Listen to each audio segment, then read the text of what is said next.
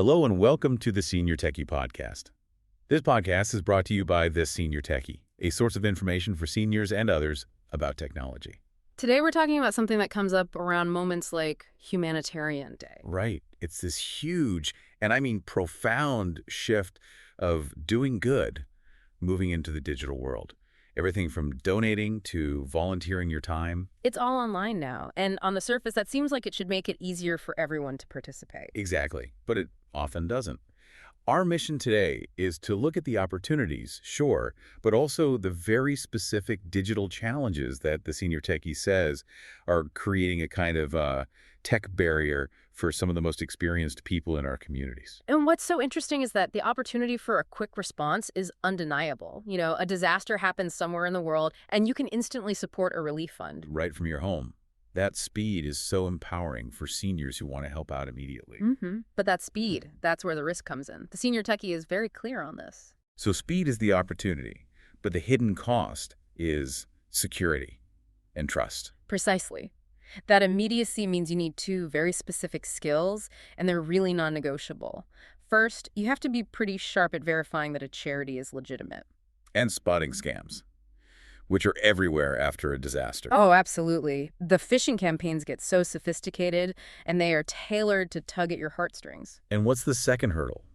Because sometimes it's not even a big scam, it's just the process itself. That's it, exactly. It's navigating the tech. We're talking about confusing payment pages, forms with technical jargon, or pop-ups you can't get rid of. Tiny design flaws can stop a donation cold. So it's not just about giving money. Volunteering has changed just as much. A huge, wonderful move toward remote activities, things like online mentoring, tutoring your specialty, or even digital advocacy work. You can contribute decades of experience without leaving your couch. Okay, but hang on. If remote volunteering is supposed to lower barriers, why do these new platforms sometimes feel harder to use than, just sending an email? That is the core question. The Senior Techie points out that all these great activities rely on specialized platforms, video call software, complex messaging apps. The tech itself can become the hurdle instead of the bridge. Are these platforms even accessible? I mean, are they being designed with older users in mind? Well, the sources indicate probably not. Frequently, they're not designed with older eyes or hands or even attention spans in mind. You mean things like poor color contrast or really tiny fonts? Yes, and confusing multi-step logins.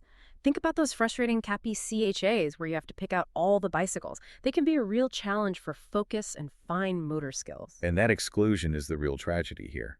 If the tools aren't simple and respectful, are we basically telling experienced, community-minded people that their time just isn't worth the digital hassle? It's a powerful point, and the Senior Techie frames this as more than just a problem. It's an invitation. An invitation? For who? For families, for caregivers, for community organizations. It's really a call to action for intergenerational support to help bridge that gap. So practical help.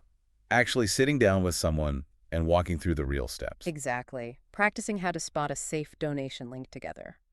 Or simplifying the sign-up process for a remote volunteer role.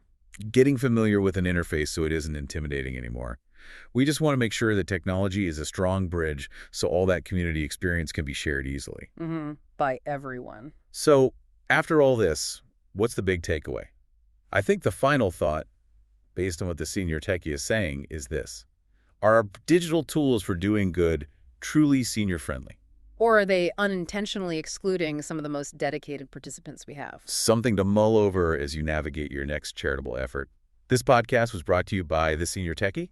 It's available on Apple Podcasts, YouTube, and Spotify. If you'd like to keep up with their newsletters, you can subscribe for free by going to theseniortechie.com.